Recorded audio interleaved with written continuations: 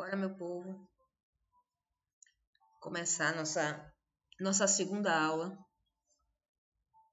de clínica médica, sistema cardiovascular. Nós vimos na aula anterior o infarto, o angina, nós vimos a hipertensão. Hoje nós vamos ver arritmias, né? Pequena, a aula hoje é pequena. E edema agudo de pulmão. A partir de agora, eu vou tentar ver se eu não encharco muito vocês.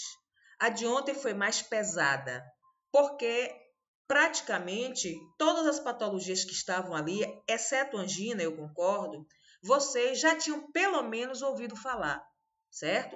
Então aí a gente procurou encharcar um pouquinho. Não se preocupem, vocês vão ter essa segunda aula hoje, ainda vai ter mais uma terceira aula de sistema cardiovascular. Arritmias e edema agudo eu introduzi, certo? Mas já avisei a Cristiano, não precisam fazer queixa minha não, viu?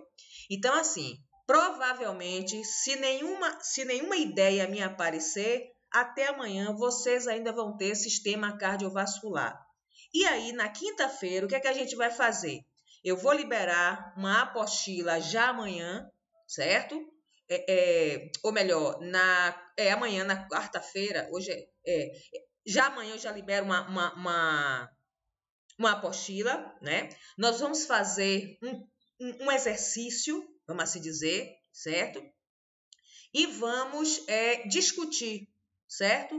Nós vamos conversar sobre as patologias do sistema cardiovascular, certo? Eu vou, inclusive, tentar ver se o exercício que eu faço para vocês seja em cima de textos, né? Para que vocês justifiquem aquele quadro daquele paciente. Vamos ver aí, certo? Vamos fechar os olhos agora. Eu fechei o meu, viu? Vamos fechar os olhos. Ontem nós colocamos gravuras do sistema circulatório, certo? Mas a gente sabe, e eu disse isso no primeiro dia de aula, que nós precisamos de uma boa anatomia. Quem por acaso esqueceu, quem por acaso realmente não aprendeu, vamos buscar etapa por etapa. A gente está dando cardiovascular, vamos para o sistema circulatório. Tentar revisar a anatomia e a fisiologia interna do coração. Pelo menos isso, certo? Então vamos fechar os olhos e vamos imaginar uma viagem no interior do coração. Vamos lá. Você está vendo o corpo da pessoa, você está vendo o coração que fica lá em cima no mediastino, certo? Dentro da caixa torácica, em que o sangue ele percorre todo o organismo, todo o nosso corpo, levando o sangue rico em oxigênio, deixando lá tudo que é bom e captando o que é ruim, no caso, o gás carbônico. Quando ele acaba de captar tudo aquilo de ruim, de gás carbônico, ele volta ao coração. Porque é o coração que vai necessitar bombear. Para quem é que vai limpar esse sangue? Vamos chamar de limpar. São os pulmões. Então, bora de novo. Fica com o olho fechado. Não abra não. Quem abrir vai perder a matéria. Então, esse sangue rico em CO2, um sangue venoso, vai entrar no coração novamente para que ele bombeie para os pulmões, vá oxigenar lá dentro dos pulmões e volte de novo para o coração para de novo ele bombear para distribuir esse sangue limpo para todo o corpo.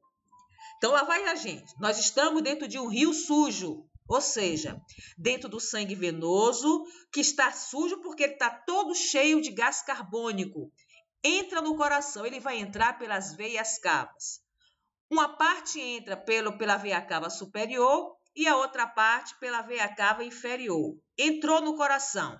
Pronto. Caiu no átrio direito. Atravessou a válvula tricúspide. Chegou no ventrículo direito. Atravessou a artéria pulmonar. Única artéria que transporta sangue venoso. E pelo nome, artéria pulmonar, vai levar esse sangue venoso exatamente para os pulmões. E ela se bifurca para ir um para o lado direito ou para o lado esquerdo. Chegamos nos pulmões. Pronto. Chegamos nos pulmões. sangue foi trocado, vamos retornar de novo para o coração através das veias pulmonares, que também são as únicas veias que passam o sangue arterial. Chegamos no átrio esquerdo, atravessamos a válvula bicúspide, chegamos no ventrículo esquerdo e vamos agora para a aorta, porque através dela é que ela vai começar a distribuir para todo o corpo. Pronto, vamos acordar, abrindo o olho. Então, repare bem, isso é um percurso muito resumido, muito rápido, do percurso do sangue quando chega e quando sai do coração. E a gente viu que o coração só está ali para bombear. Ele só bombeia. E por conta do impulso do bombeamento, é que esse sangue vai ter velocidade suficiente para ser distribuído, certo? É claro, gente, que o circuito do sistema circulatório não é tão simples assim. Mas é aquilo que eu disse para a gente relembrar, que eu tenho certeza que vocês lembram. Eu tenho certeza, certo? E a gente sabe que os vasos precisam estar livres, sem coágulo, sem nenhum tipo de impedimento, de estreitamento, nenhum tipo de placa de gordura. Tudo isso a gente viu ontem. E repare que eu vou me tornar repetitiva. E vocês vão começar a perceber que todos os problemas do sistema circulatório envolvem o quê? Ou o coração não está batendo direito. E não está batendo direito porque a musculatura, ele é um órgão muscular. A musculatura dele perdeu força. Se perdeu força, é porque algum desequilíbrio na manutenção desse fortalecimento do miocárdio aconteceu. Ou o vaso não levou sangue suficiente, ou ele está estreito, ou ele está com placas de gordura, placas de ateroma, ou ele está com coágulo impedindo, ou seja, ele está com alguma coisa impedindo a passagem do sangue. E se tem alguma coisa impedindo a passagem do sangue, esse sangue, que a função é oxigenar, que é nutrir, não vai chegar.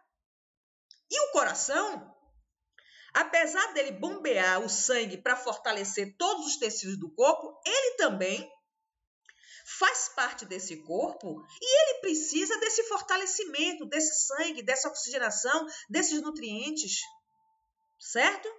Então, algum impedimento tá. Toda vez que a gente falar em sistema circulatório, tem que ter cuidado. Epa, comprometeu, vai comprometer o oxigênio. Opa, vai comprometer a nutrição. Entendeu? Mas, basicamente, o oxigênio é que vai dar toda a consequência de desequilíbrio nesse sistema circulatório. Então, hoje, vamos que vamos, nós vamos falar um pouquinho das arritmias cardíacas. E eu gosto sempre de, quando falo em arritmia, deixa eu falar para vocês. Principalmente a arritmia cardíaca, que vai falar de ECG, eu não sou a pessoa mais certa para falar de ECG, não sou cardiologista, nunca trabalhei na área de cardiologia, então eu sou péssima. Vou passar para vocês um pouco que eu sei e o que eu acho que vocês podem saber. Até porque, quando vocês vão trabalhar numa área de eletrocardiograma, vocês tomam um curso antes, existe um curso de ECG, né? Vamos infernizar o juízo de Cristiano para ele dar esse curso, para ele fazer esse curso, montar o curso para vocês. Veja só. Quando a gente fala em arritmia cardíaca, a pessoa pensa logo, vocês não, meus alunos não, os alunos oreba, viu? Pensa logo numa rapidez, numa aceleração, e só é aceleração. E não é. A arritmia, olha o que está dizendo aí, é um distúrbio na frequência do ritmo cardíaco. Esse ritmo, ele não está lhe dizendo que é para mais só, exclusivamente. Tanto ele pode bater, mas ele pode bater tão devagar e até parar. Não sei se vocês lembram quem foi meu aluno em farmacologia, quando eu falei de digitálicos, que é a medicação que tem o objetivo de equilibrar os batimentos cardíacos, seja ele qual for. Então, é qualquer desvio do ritmo cardíaco. O coração tem um ritmo, não sei se vocês vão dar para me ouvir. Um ritmo equilibrado, cíclico, em que os átrios e os ventrículos, direito ou esquerdo, estão batendo cada um com seu tipo de sangue. A gente sabe que do lado direito do coração só passa sangue venoso e do lado esquerdo só sangue arterial. Quando um átrio está fechado, aqui é o átrio. Não estou dando banana, não. Aqui é o átrio e aqui é o ventrículo. Quando o átrio está fechado, o ventrículo está aberto. Porque o átrio se fechou para mandar o sangue para baixo e o ventrículo tem que estar aberto para receber esse sangue que veio do átrio. Quando a gente diz, olha, o átrio está fechado, o ventrículo está aberto, sístole, diástole. A sístole é a compressão do músculo cardíaco. É a compressão que impulsiona o sangue para frente. Daqui a pouco, eu dizendo isso agora, vocês vão entender já uma gravura que tem aí. Então, quando o ventrículo relaxa, é justamente para receber o sangue. Então, não pode estar átrio e ventrículo fechado, porque senão o átrio impulsiona o sangue que entrou e não achou ninguém aqui embaixo para receber. Ao mesmo tempo que quando o ventrículo se fecha para impulsionar o sangue para descer mais, o átrio já está aberto para receber o sangue que vem de cima. Então, é assim, tutum, tutum, tutum, tutum. Um abre, outro fecha. Não pode fazer isso, não, Espera aí que eu tenho problema. Não pode ser os dois abertos ou os dois fechados. É sincronicamente. A natureza é linda. Se ele deixar de ter essa sincronicidade, vai acontecer algo de errado. Ou tem alguma coisa de errado acontecendo. E com certeza é na musculatura cardíaca. Com certeza pode ter alguma coisa no vaso. Pode ter no pulmão. Dentro dos pulmões existem vasos, né? Quando você libera esse sangue que saiu do coração pela artéria pulmonar e vai para os pulmões, vai sendo canalizado o tempo todo por vasos. Por vasos. Passou pelos pulmões, trocou o sangue e volta pelas veias pulmonares. Tudo isso é vaso. E se um desses tiver obstruído, acabou. Se a musculatura do coração, vamos supor, aqui tem um átrio, vamos para o lado esquerdo, que é onde dá uma frequência maior de problemas. Átrio esquerdo, ventrículo esquerdo. O que acontece? Esse átrio bombeou o sangue, Só que aqui no ventrículo, na hora que o ventrículo está aberto, recebeu sangue, quando ele se fecha para mandar o sangue para baixo, ele se fechou ou antes da hora, ou ele não teve força suficiente para mandar. Olha, o átrio esquerdo mandou 200 ml, o ventrículo esquerdo recebeu 200 ml, mas só mandou para lá para baixo, só 100. Ficou 100 aqui dentro do ventrículo. Olha que miséria. Então, ele está começando a reter sangue aqui dentro. Pronto. Aí, não para. Os batimentos não param. O que acontece? Vem mais sangue. O átrio aí recebeu mais 200. Manda mais 200 para... Não deu para ir os 200, porque já tinha 100 lá dentro. Só conseguiu enviar 100. Vai começar a encharcar esse ventrículo. Vai começar a encharcar esse órgão. E imagine... Você andando sem nada em cima dos seus ombros, você vai rápido. À medida que vai colocando um bocado de pedra, bloco, cimento, você vai diminuindo as passadas e pode cair. Coração é a mesma coisa. Então, os ritmos do coração, ele precisa estar com a estrada livre, que são os vasos, né? E precisa estar com a musculatura intacta. Uma musculatura saudável, rígida, rica em oxigênio. E aí, na hora que bater, mandar a quantidade de sangue. Se eu recebi 200, eu vou mandar 200. Se eu recebi 50, eu vou mandar 50 e assim sucessivamente. Certo? Aqui tá um gráfico do ECG. Quando você recebe, né? Que olha, eu juro para vocês que eu já tentei estudar sobre isso. Na faculdade nós tivemos aulas e mais aulas, tanto em clínica médica quanto em emergência, principalmente em emergência. E eu não consegui. Mas isso hoje eu entendo porque a burrice é algo minha, certo? Mas aqui entende eu e entende vocês. Olha aqui, esse aqui é um gráfico de um eletro normal. Repare que você tem uma sequência, se você reparar, você tem ciclos iguais, né?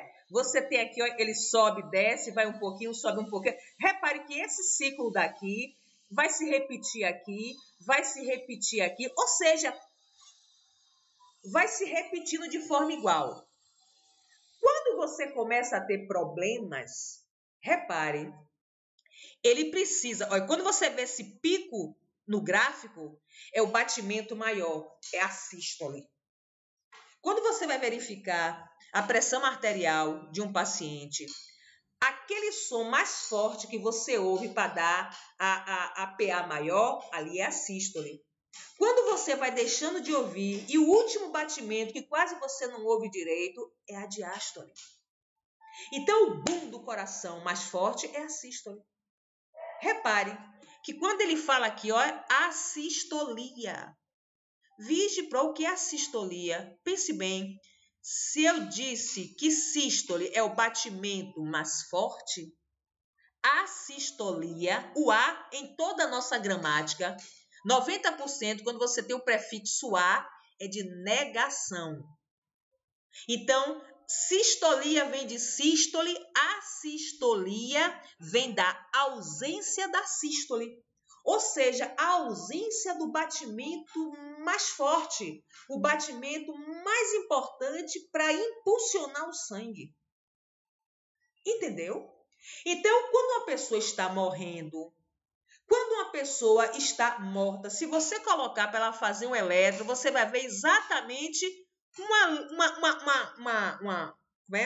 alinhamento mais ou menos desse porte, cheio de curvinhas, mas bem baixa, sem nenhum pico, ou uma linha reta. Você vê lá na UTI. Pup, pup, pup, pup. Esse pup, pode olhar para o gráfico que está alinhado, entra todo mundo correndo para fazer ressuscitação e por aí vai. Então, a sistolia é exatamente a ausência desses batimentos. E você só vai conseguir perceber quando o paciente ou está morrendo, né? Ou está já no óbito propriamente dito, certo? Aqui ele está falando de um gráfico ventricular, que você repare, apesar de estar todo simétricozinho, mas já é uma normalidade, certo? Quais são os principais sintomas, sinais e sintomas da assistolia?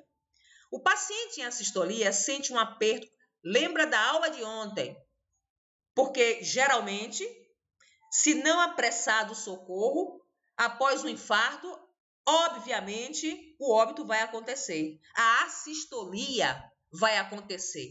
Ou momentaneamente, com a reanimação, você vai favorecer de novo os batimentos, ou não.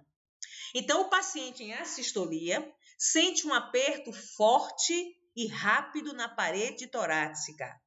Fica sem pulso e sem respiração.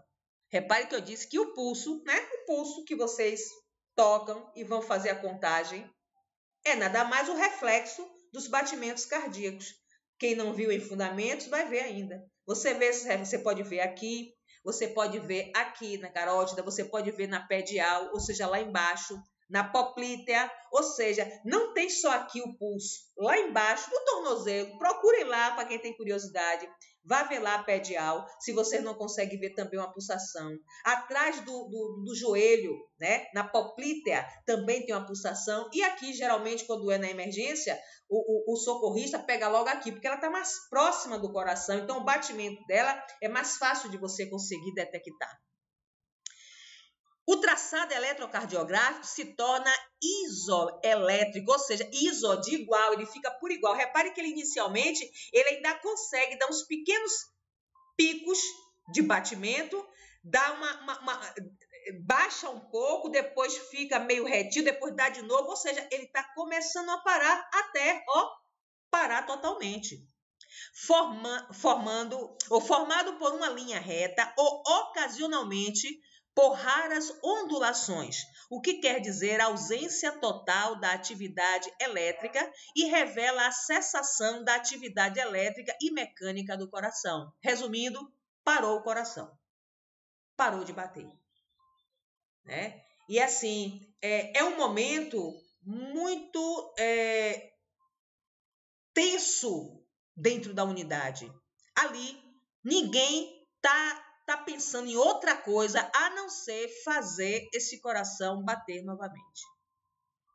Né? E assim, gente, apesar de isso ser da capacitação médica, essa questão da leitura do eletro, do que significa, mas é de obrigação nossa, e aí é um conselho muito assim, do fundo da alma para vocês.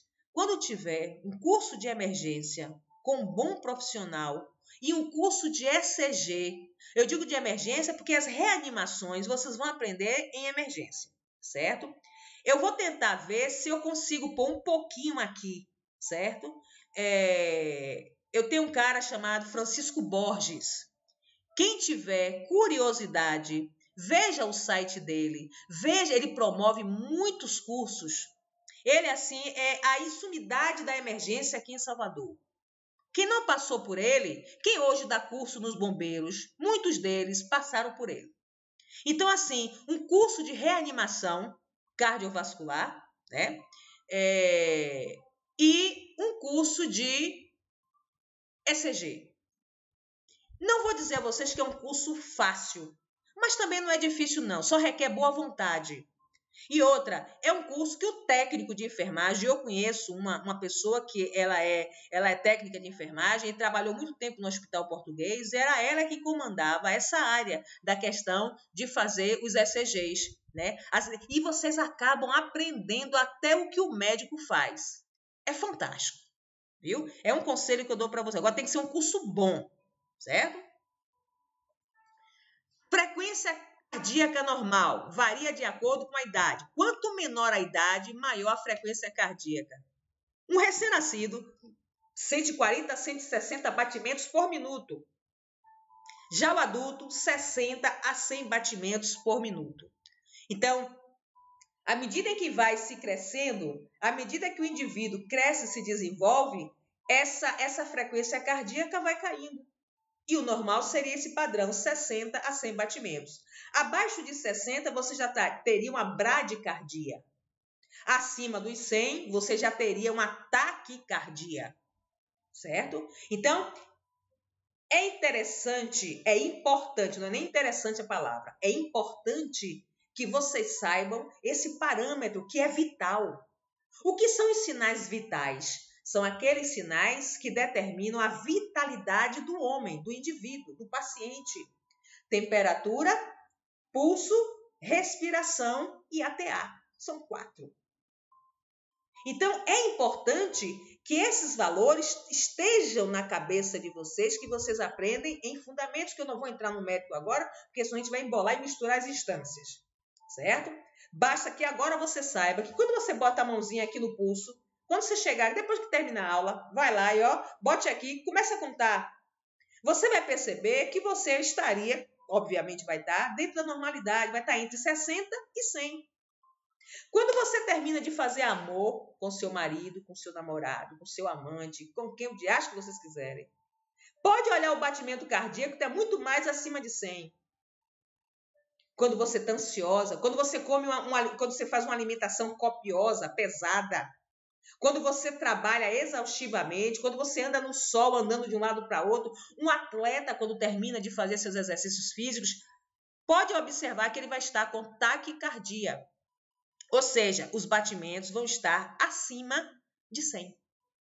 Acima de 100, certo? Quando um paciente está indo ao óbito, né? Claro, evidentemente, que não tem esse tempo para a gente estar ali. Não, por curiosidade, ele está morrendo. Eu não vou dar socorro só para eu ver como é que vai estar o batimento dele. Já pensou que miséria? Se a gente tivesse essa possibilidade, aí a gente ia perceber que os batimentos 100, aí vai descendo, né? 50, mais um pouquinho 40, até se você não conseguir ouvir mais nada. E assim é o fio da vida. Vamos lá. Quais são as manifestações clínicas das arritmias? Dor no peito, né? Vai lhe dar uma dor no peito. Toda arritmia dá dor no peito? Não. Geralmente essa dor no peito é acompanhada de alguma patologia. Ou é uma angina, ou uma caminhando para um infarto, vamos assim dizer. É algum desequilíbrio, né? Essa dor no peito, obviamente. Palpitações, né?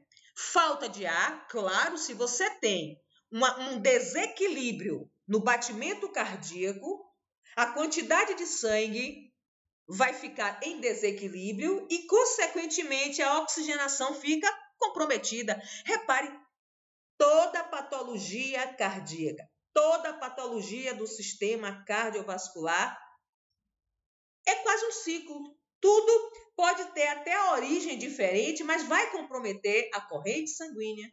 Comprometendo a corrente sanguínea, compromete o oxigênio. Desmaio, isso por falta a oxigenação, que já, se ele desmaiou, faltou oxigênio a nível cerebral. A alteração do pulso e do eletrocardiograma, podendo chegar a hipotensão, insuficiência cardíaca e choque. Vocês vão falar várias vezes em choque. A gente fala até muito mais do choque hipovolêmico, que é aquele choque por conta de alguma hemorragia, ou externa ou interna, em que você tem algumas características que eu não vou falar agora. Mas o choque cardiogênico é como se fosse uma falência cardíaca. O nosso professor, mestre, que faleceu, Jorge Portugal, um dos melhores profissionais que nós tínhamos na área da educação, na área da cultura, na área da poesia, na área da música, na área do teatro, era um homem muito inteligente.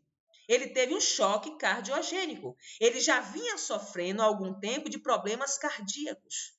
Então, o coração dele foi começando a ter uma falência e foi rápido, ele internou de manhã e morreu. E isso acontece. O coração em exaustão, com coração não se brinca. Olha quem está falando isso, viu? Com coração não se brinca. A exaustão física pode ocasionar muitas coisas. Às vezes você não tem nenhuma doença pré-existente, mas o seu ritmo de trabalho, o seu ritmo de vida pode levar você a uma situação de desequilíbrio nas questões do sistema circulatório.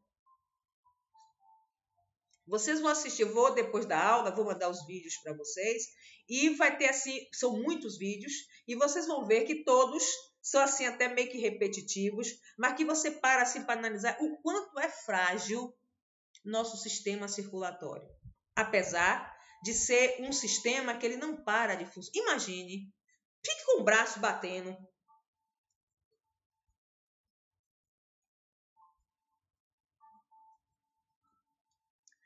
Vai ter uma hora que até o movimento muda de ritmo, você não aguenta. E o nosso coração está ali dia e noite. Você esteja de pé, você esteja sentado, você esteja deitado, você esteja dormindo, você esteja acordado, você esteja em coma.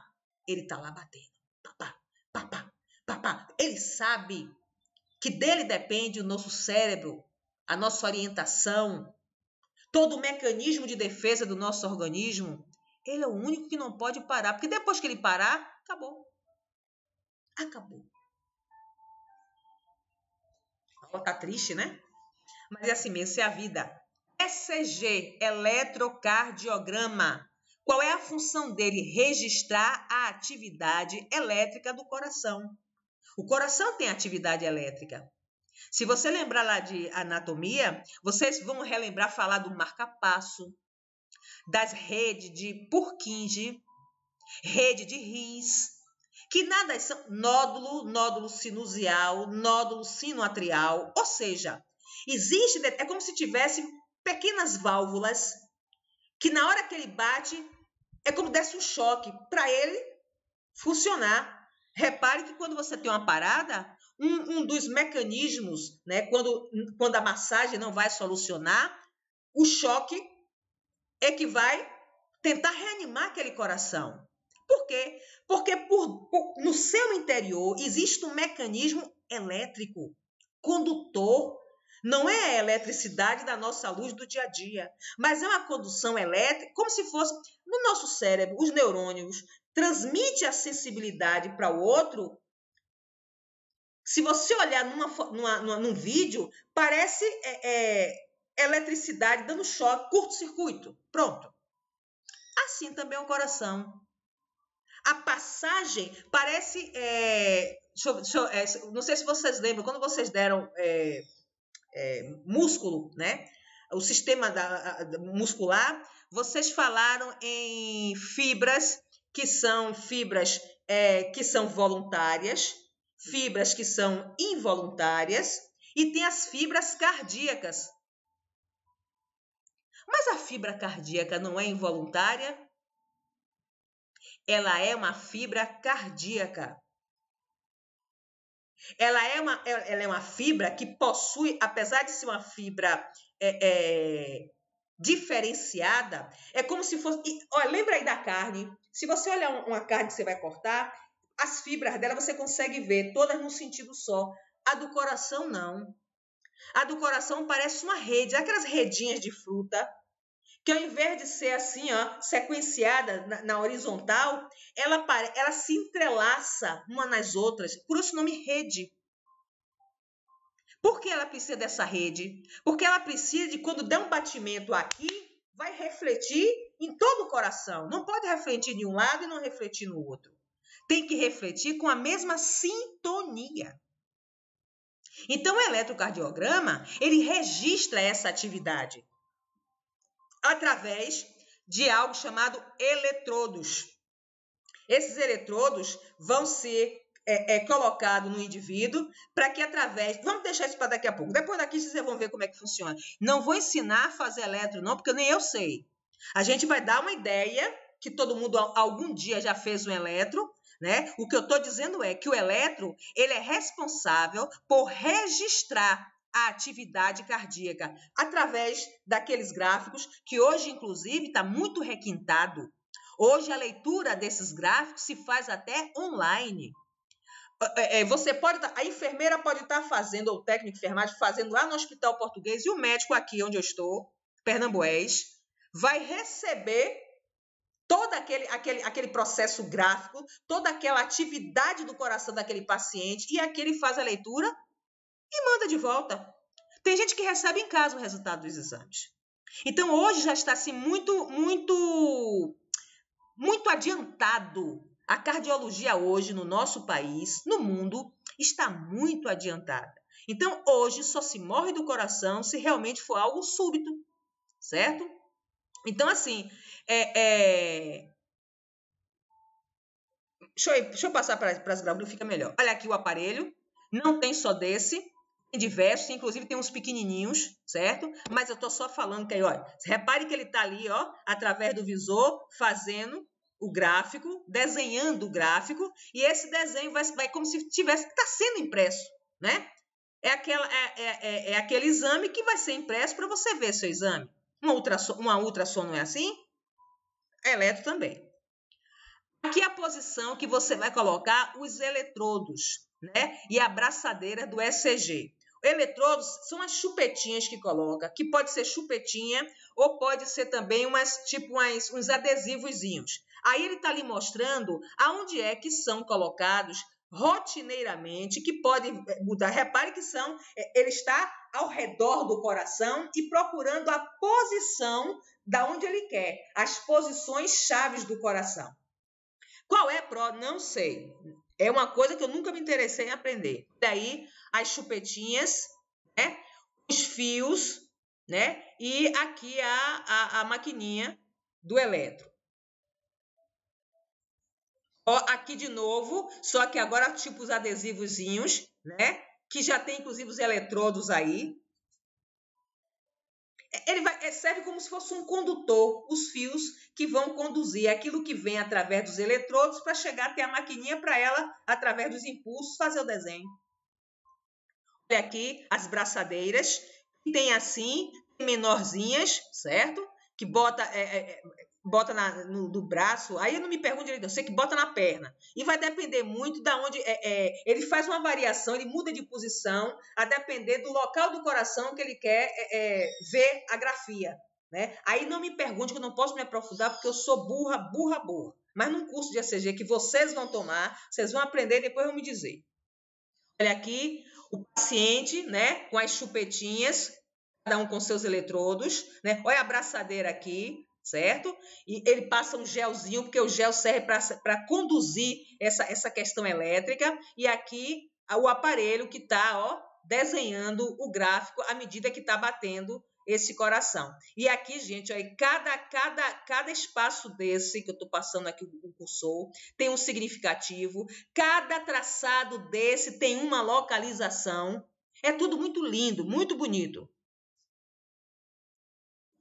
Qual é o tratamento para as arritmias? É feito com medicamentos antiarrítmicos, né? O digitálicos aí é um deles, cardioversão elétrica e implantação de marca-passo. Ó, cardioversão elétrica é algo assim que precisa se aprofundar um pouquinho, que não vem ao caso agora. Basta que vocês saibam o que é, certo? É um tipo de tratamento, como se você quisesse reverter, né? Uma forma... Pronto. Como é que chama? Eu falei nesse instante. Um choque para reanimação é um tipo de cardioversão. Pronto. Reverter. Parou, você reanima, reverte o quadro.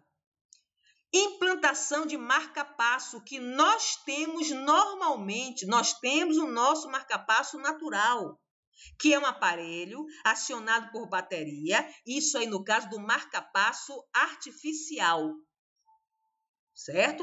Quando o seu marca-passo, quando o seu mecanismo de batimentos cardíacos já está fragilizado, as válvulas cardíacas, as válvulas atrioventriculares, quando já estão prejudicadas, coloca-se um marca-passo, existem marca-passos que são internos e os externos.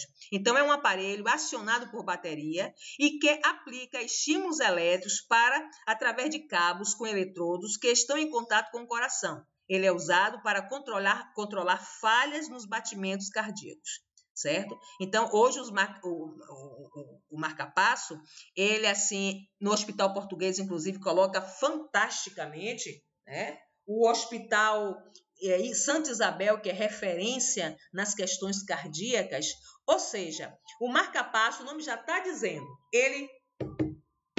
se você tem uma arritmia, se você está com um desequilíbrio nos batimentos do seu coração, é o marca-passo que vai cadenciar esses batimentos. É como se fosse no carnaval, aquele tambor, sei lá como é que chama, que ele é que determina, ele que puxa o restante da bateria, vamos assim dizer. Quais são os cuidados de enfermagem? Transmitir segurança à pessoa que apresenta arritmia, gente, isso é importantíssimo.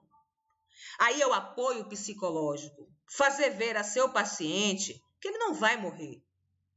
Mesmo que você saiba que o quadro dele é muito crítico e que talvez ele não suporte muito tempo. Ainda assim, porque só quem sabe o dia que a gente vai é o homem lá de cima. E Deus faz milagre. Deus é o Deus do impossível. Então, às vezes, o médico desengana, mas Papai do Céu diz, não é hora ainda não, quem é você que vai fazer isso? E continua levando ele. Então, ele tem medo de morrer. Deixa ele colocar para fora a insegurança dele. Deixa ele colocar para fora a falta de condição de fazer determinados procedimentos. Ou eu não aguento, ou enfermeira, eu não aguento andar muito que eu canso. Pronto. Auxilia ele para você diminuir. Sabe por quê? Quanto mais ele fica preocupado, mais ansioso ele fica. Então, quando você dá o apoio psicológico, quando você consegue fazer aquele tratamento emocional nele, que tem muita gente que sabe fazer, a religião aí ajuda muito, poxa, ele melhora a ansiedade. Ao passo que se ele continua, ele vai ficar ansioso, ele vai ficar com medo, e ele vai agitar, o batimento vai acelerar e por aí vai. Certo? Possibilitando o mesmo a expor seus sentimentos de impotência, insegurança, a fim de diminuir a ansiedade. Proporcionar sono e repouso adequado, garantindo um ambiente livre de ruídos. É importante, né? Ontem a gente até falou que a pessoa deve, por mais bem que você esteja do coração, mas quando a gente está fazendo algum tipo de procedimento, seja ele uma faxina da casa, lavando um carro, trabalhando, preocupado com a sua... Tem que dar um tempo, tem que dar um freio. Pronto. Deixe seu chefe ficar falando aqui, sua mãe, seu marido, seus filhos lhe chamando. Dê um clique. Tem um programa na rede, no SBT, com Eliana. Negócio de cozinha, a mulher que manda. E eu comecei a assistir, porque hoje com a pandemia, a gente está aprendendo a valorizar os programas bobos. Antigamente, a Globo tinha a programação mais maravilhosa, a programação mais bem feita, continua, mas ela pega pesado nessa questão do distrair, que é a função da televisão. E aí, nesse programa, tem que a mulher fica lá numa cabine, ensinando uma receita que ela aprendeu de um chefe aí qualquer, e aí fica dizendo, e ele nunca entrou na cozinha. E aí tem umas que se desesperam. Claro que aquilo ali provavelmente deve ser tudo programado, mas ela começa a desesperar, a gritar, ele aí bate assim em um botão, e aí ele não ouve mais ela. Então, esse clique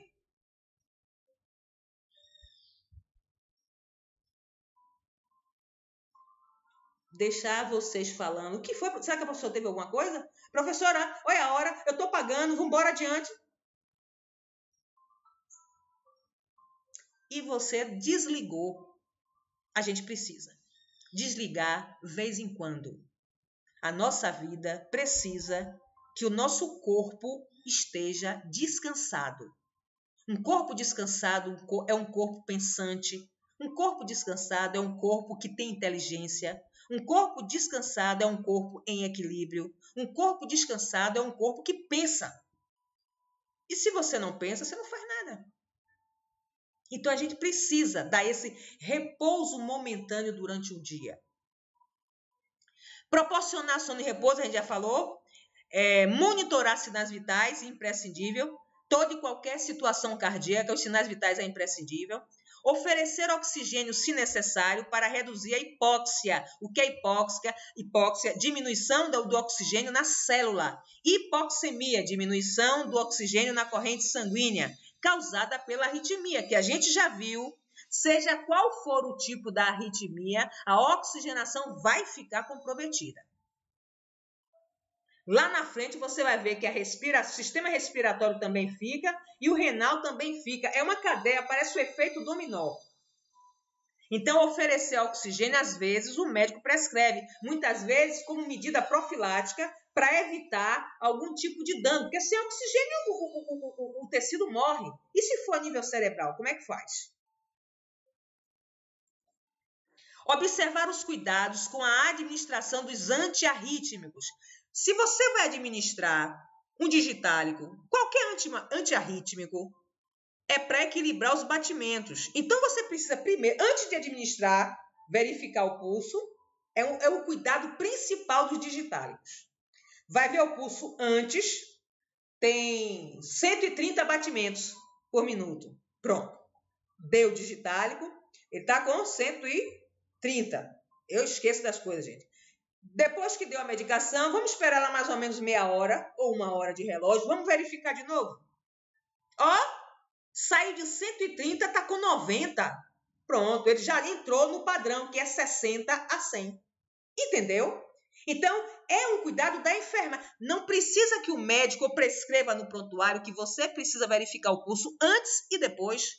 É um cuidado seu. Como é que você vai colocar, como é que seu paciente está respondendo àquela medicação que você deu? Toda medicação que o profissional de enfermagem dá ao paciente, ele precisa acompanhar e anotar a evolução. Está respondendo? Tomou um analgésico para a febre não passou, você não vai anotar isso? O que é isso? É você avaliando o tempo depois que você deu a medicação. Não é diferente do digitálico. Em uma unidade cardiovascular, toda a atenção é suspense o tempo todo. Ele pode estar bem agora, daqui a 15 minutos e a óbito. No piscar do olho. Orientar a família e a pessoa acometida sobre os procedimentos a serem realizados e quando a alta for dada. Ou seja, tudo que você está fazendo no seu paciente, você conversa não com termos científicos, nem vai dar uma aula para o familiar, certo? E também, na hora que ele tiver alta, vai explicar. Olha, mãe, ou esposa, tenha cuidado para não trazer nenhum tipo de contrariedade para ele. Tenha cuidado com muito ruído em casa, com ele andar demais, com ele pegar peso. Ou seja, você vai orientar. Ele vai passar por orientações médicas e orientações por enfermagem. Se você não sabe passar as orientações, converse com o médico, certo? Destacar a importância do controle do estresse, de se evitar o uso do fumo e reduzir a ingestão de cafeína, café, chá mate, chá preto, refrigerantes à base de cola, que todos excitam, ativam. Então, ele vai ter que evitar. Cafeína, você dizer para alguém que ama café e que está com problemas cardíacos, que ele vai ter que evitar a cafeína. E repare, não é tirar, é evitar. O fumo, aproveite o evitar para ir tirando aos poucos até ele abolir completamente. Porque o café, mal ou mal, ele faz algum mal, mas o fumo, ele mata. Olha a diferença. O café, mal a mal, ele faz algum mal. Algum. Mas o fumo mata. O fumo não traz benefício nenhum para ninguém. Não tem sabor, não tem utilidade para a saúde, não tem nada. Então, a gente aproveita esse momento para ir tirando aos pouquinhos, porque também se você tirar de vez, a ansiedade vai bater e vai complicar a sua vida. Bem, agora nós vamos para o EAP, né? Se alguém, depois dos vídeos sobre as arritmias, que a arritmia, na verdade, é simplória. É o desequilíbrio dos batimentos cardíacos. Pronto. O EAP, edema agudo de pulmão. Eu disse até ontem, porque pulmão está aqui, né? Tudo. A ligação, a intimidade entre os pulmões e o coração, vocês sabem que é infinitamente pequena. Infinitamente. A ligação entre eles é pequena, que eu digo, do espaço, do tamanho, da função de cada um. Eles são intimamente, vamos colocar esse pequeno como intimamente ligados. Então, é um quadro clínico crítico decorrente da incapacidade do ventrículo esquerdo em bombear o sangue pela válvula aórtica, causando um acúmulo de líquido nos pulmões. Repare, o ventrículo está acumulando líquido. Se ele continuar acumulando, o átrio vai chegar uma hora que também vai acumular. Consequentemente, as veias pulmonares que trazem o sangue oxigenado para o átrio vai ficar, congestionou. Tem uma patologia chamada insuficiência cardíaca congestiva, ICC, que vocês vão ver depois. Então, ele não vai ter. E aí, o pulmão vai continuar mandando o sangue já oxigenado, mas não tem espaço para entrar. E aí, é como se você estivesse colocando... A água está chegando dentro de um tanque sem boia. A água continua chegando, mas ela só era para chegar, para encher, quando o tanque esvaziasse um pouquinho, mas está sem boia, então a água vai chegando e vai encontrando o tanque já cheio e vai o quê? Transbordar. Então, aqui desse desenho, ele está lhe mostrando, ó, aqui dentro dos pulmões, né? Aqui é o pulmão, pulmão direito, pulmão esquerdo, certo? Dentro dele nós temos o que a gente chama de alvéolos. Ó, os alvéolos são como se fossem uvinhas, que dentro aqui tem que estar liso. A única coisa que tem aqui, ó, alvéolo. Peraí, que eu tenho um problema. Peraí, aqui, ó, alvéolo. Essa uvinha daqui, ó. Esqueça aqui esses dedos. É isso aqui. Ele faz isso, ó. Ele vai, ó, esvaziar o alvéolo, colocando o ar para fora e vai encher de oxigênio. Joga o CO2 para fora, se enche de oxigênio. Joga o CO2 para fora. E repare que ele faz esse movimento aqui. Ele tem aqui dentro uma geleiazinha chamada substância sulfactante, cuja função dela única é, ó, favorecer o deslizamento dos alvéolos pulmonares. É por isso que quando a criança ainda está no útero da mãe e que às vezes tem que sair antes da hora, uma criança prematura, 7 meses, 8 meses, o médico pergunta logo, pulmão está maduro? Pulmão maduro quer dizer a presença dessa substância.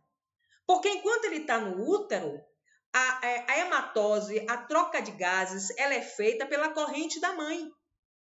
Mas quando ele botar a cabeça para fora e cortar o cordão, já foi bandamel. Ele vai ter que se virar nos 30. E aí, se os pulmões não tiverem essa substância, vai fazer isso, ó, encheu, soltou, grudou. E ele morre por asfixia. É isso que acontece quem tem asma. Os alvéolos estão comprometidos. Quem fuma, você que fuma, você vai morrer com a nicotina lá dentro, secando essa substância e, ó, colabando os alvéolos e você vai morrer miserável. Porque o fumo mata.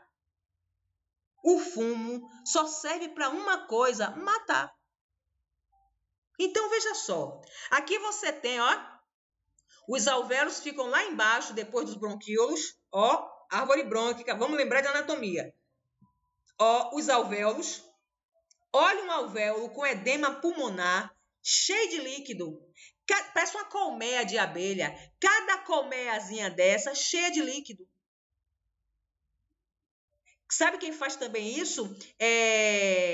Problemas respiratórios. A pessoa que tem muita secreção, pneumonia, faz isso. Enche os alvéolos da secreção que não foi colocada para fora, não foi expelida, não foi jogada, não foi colocada de alguma forma para fora, ela começa a encharcar os pulmões. Então, o edema agudo de pulmão nada mais é do que, ó, decorrente da incapacidade do ventrículo bombear esse sangue, e aí esse sangue não tem por onde escorrer, vai começando a encharcar, os pulmões já não tem por onde mandar, e os alvéolos vão ficando cheios desse líquido, cheio de sangue, e não pode. Certo? Vamos lá. Olha aqui de novo, líquido do espaço alveolar, ó, cheio de líquido, e ele vai inchando, né?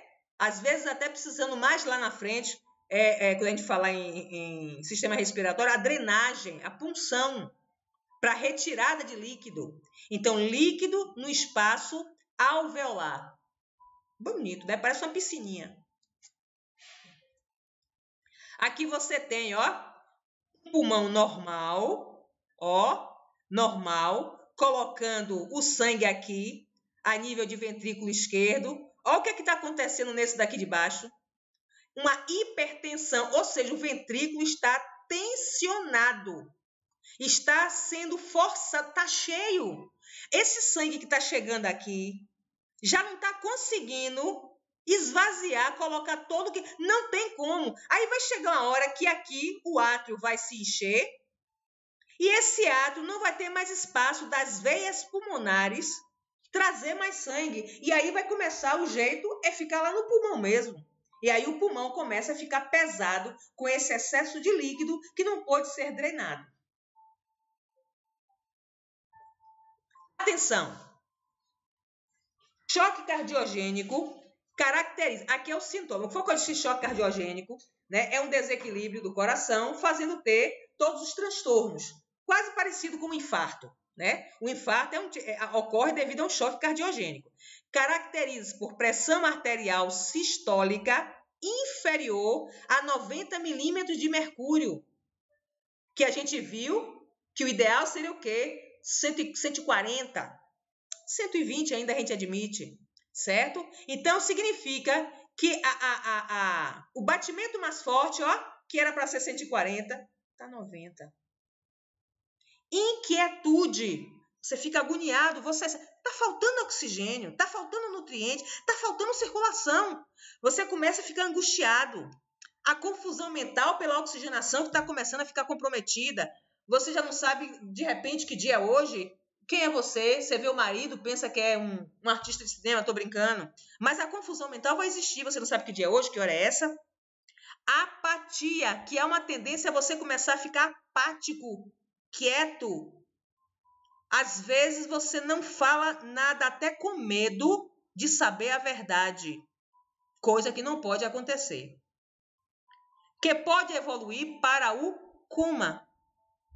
Pele fria, pegajosa, acinzentada ou cianótica. Você pega aqui na extremidade, ó, na extremidade da polpa digital e aperta. Aperte aí o dedo de vocês.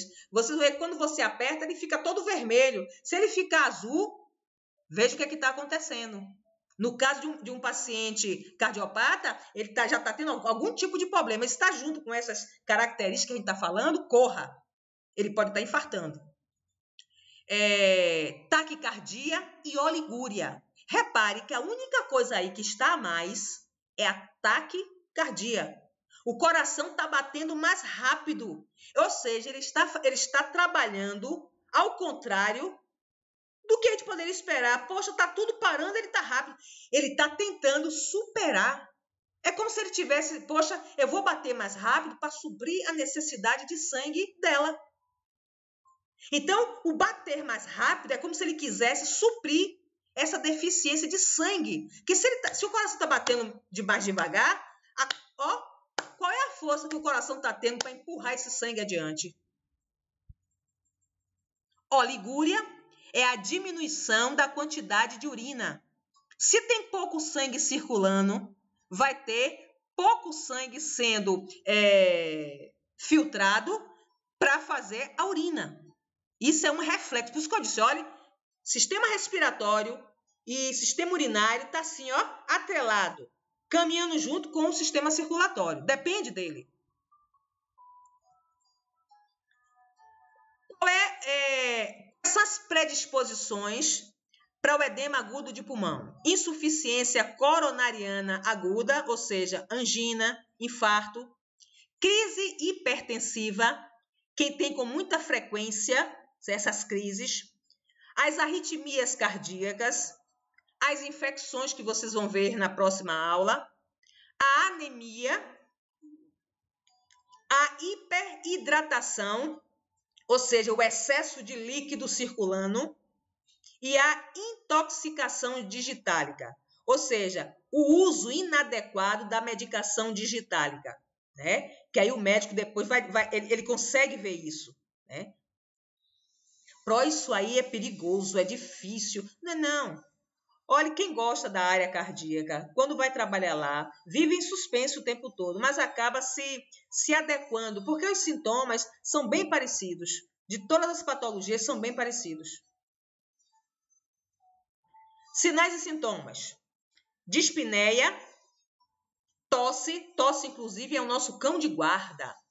Faltou oxigênio, é como se estivesse engasgado. Produzindo um escarro espumoso, tingido muitas vezes de sangue. Certo? Dispneia é a dificuldade respiratória. Taquicardia, pele cianótica, fria e úmida. Repare que mesmo vocês que não deram o fundamento de enfermagem, pelo número de vezes que eu vou repetindo aqui o significado das terminologias, você consegue entender. Inquietação, a gente já falou o porquê da inquietação. Ansiedade, o medo de morrer, e o medo e etc. Então, a esse medo causando ansiedade, é o medo do que eu não sei o que está acontecendo. E aí quando a gente está doente, vamos sair da questão cardíaca. Quando a gente está doente, só pensa em miséria. Qualquer coisinha que a gente sinta, quer ver outra coisa também? Quando vocês começam a ver as patologias, vocês começam, eu sinto isso. E é igual a psiquiatria. Quando a gente começa a dar aula de psiquiatria, os meninos começam eu chamo de se identificar. Né? Então tem que se ter cuidado também com isso. Às vezes você acha que tem Quais são os cuidados de enfermagem? Esse aqui é o nosso último slide, viu, gente? Manutenção de seu conforto, colocando numa posição elevada para diminuir o retorno venoso. Ou seja, quando você bota as pernas para cima, o retorno venoso é mais rápido. Então, você coloca ele em semi-Fowler ou Fowler, ou seja, semi-sentado, né? Seria aquela recostado na cama, certo? Para diminuir o retorno venoso. O que você quer aí é diminuir a quantidade de sangue que chega pela veia cava superior e inferior. Porque se a quantidade de sangue, se o coração já está sobrecarregado, quanto mais sangue chega, pior. Então, vamos diminuir esse sangue que chega no coração. Então, seria a posição de semi-Fowler ou de Fowler, de preferência. Monitorização dos sinais vitais, óbvio, sempre. A administração de oxigenoterapia, digitálico, o diurético para diminuir a quantidade de líquido circulante. A mesma condição de lá da hipertensão, certo? Opiáceos para manter. Quanto mais você quer, às vezes, os médicos, como o professor, né, que faleceu, o Jorge Portugal, induziu-se o coma para ele ficar em repouso, para ele ficar mais calmo, para que o metabolismo diminuísse. Manutenção da via venosa pérvia com gotejamento mínimo para evitar sobrecarga volêmica, né? Volêmica, vol é de volume, emia de sangue. Então, você vai botar só para manter a veia, porque você vai precisar colocar medicações e vai colocar no mínimo possível, o médico vai prescrever para que ele fique lá só para manter veia. Monitorização do fluxo urinário, você tem que, inclusive, até se você está colocando algum tipo de venóxise, ele tem que ter a perfusão urinária. Então, assim, você tem que controlar, está urinando? Não está? Quanto de urina? Geralmente instala logo uma sonda vesical de demora. É fundamental que a equipe de enfermagem mantenha-se ao lado do cliente, demonstrando segurança e monitorando os aspectos essenciais para que o mesmo saia da crise rapidamente. Certo? Foi o que eu disse nesse instante. Quanto mais ansioso, quanto mais preocupado, quanto mais medroso está seu paciente, é pior para você, profissional. Você não vai conseguir controlar ele. E o nosso apoio psicológico, dando a ele um suporte de informações, na medida em que ele pode entender, e até a questão religiosa. Olha, seu José, vamos fazer uma oração para o senhor, cada qual na sua fé, né? E aí faz a oração junto com ele, do jeito que ele se sentir melhor, certo?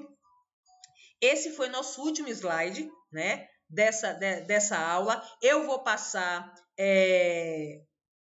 uma quantidade de vídeos para vocês. Tem mais ou menos uns 5 ou 6 vídeos, se não me engano, né? Assistam com calma. E outra coisa, gente, procurem fazer assim em clínica médica, que em outras vocês não tenham feito, mas em clínica médica, procurem ver, salvem os vídeos, procurem ver a aula várias vezes no final de semana. Sabe por quê? Foi no primeiro dia de aula, para não acumular, para não misturar as estações.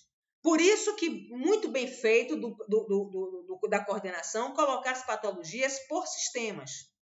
É fantástico, certo? Então, agora vocês vão ver muita coisa repetida, mas a fisiopatologia, o porquê, quais são as possíveis causas, vocês vão perceber que é tudo parecida.